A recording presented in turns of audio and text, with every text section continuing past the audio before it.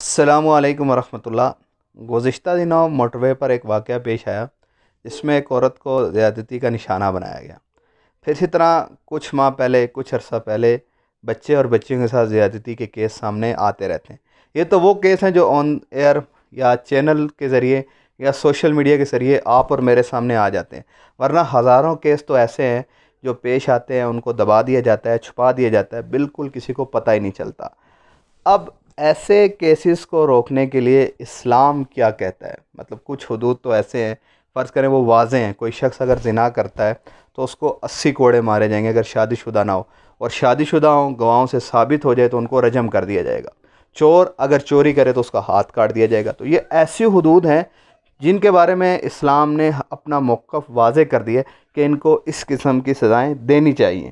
بقایا ایسی سزائیں، فرض کریں گے جو گزشتہ دنوں میں واقعات پیش آئے، ریپ کا واقعہ پیش آیا، بچوں کے ساتھ زیادتی کا واقعہ پیش آیا، تو ان چیزوں کے بارے میں اسلام نے کوئی سزا متعین نہیں کی۔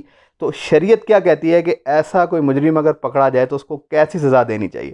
تو اس بارے میں یاد رکھیں کہ یہ حاکم وقت کی مصلحت پر موقوف ہے کہ اس کو معمولی ڈانٹ سے لے کر سزائے موت تک کی سزا دے سکتا ہے۔